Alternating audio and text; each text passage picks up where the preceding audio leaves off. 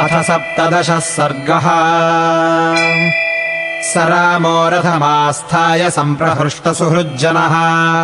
पताकाध्वजसम्पन्नम् महार्हा गुरुधूपितम् अपश्यन्नगरम् श्रीमान् नानाजनसमन्वितम्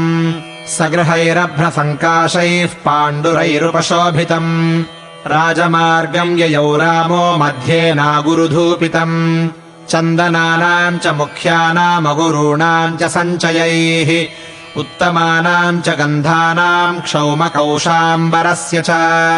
अविद्धाभिश्च मुक्ताभिरुत्तमैः स्फाटिकैरपि शोभमानमसम्बाधम् तम् राजपथमुत्तमम् संवृतम् विविधैः पुष्पैर्भक्ष्यैरुच्चावचैरपि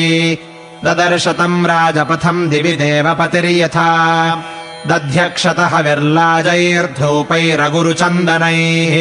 नानामाल्योपगन्धैश्च सदाभ्यर्चितचत्वरम्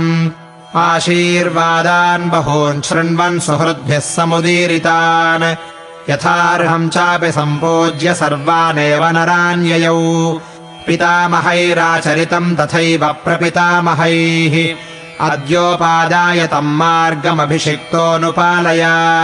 यथा स्म पोषिताः पित्रा यथा सर्वैः पितामहैः ततः सुखतरम् सर्वे रामे वत्स्याम राजनी अलमद्य हि भुक्तेन परमार्थैरलम् च नः यदि पश्याम निर्यान्तम् रामम् राज्ये प्रतिष्ठितम्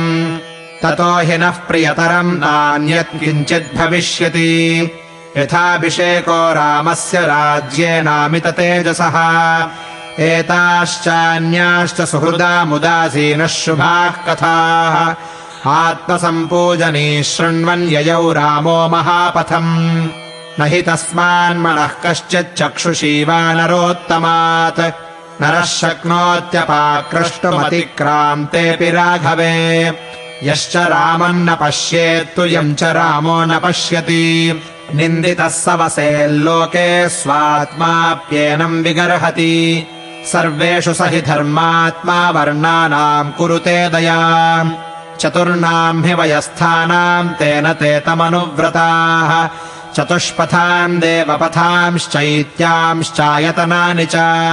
प्रदक्षिणम् परिहरन् जगाम नृपतेः सुतः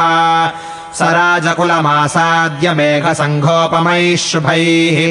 प्रासादशृङ्गैर्विविधैः कैलासशिखरोपमैः आवारयद्भिर्गगनम् विमानैरिव पाण्डुरैः वर्धमानगृहैश्चापि रत्नजालपरिष्कृतैः तत्पृथिव्याम् गृहवरम् महेन्द्रसदनोपमम् राजपुत्रः पितुर्वेश्म प्रविवेश श्रियाज्वलन् स कक्ष्याधन्विभिर्गुप्तास्तिस्रोऽतिक्रम्य वाजिभिः पदातिरपरे कक्ष्ये द्वे जगामनरोत्तमः स सर्वाः समतिक्रम्य कक्ष्या दशरथात्मजः संनिवर्त्य जनम् सर्वम् शुद्धान्तः पुरमत्यगात् तस्मिन् प्रविष्टे पितुरन्तिकम् तदा जनः स सर्वो मुदितो नृपात्मजे प्रतीक्षते तस्य पुनस्म निर्गमम् यथोदयम् चन्द्रमसः सरित्पतिः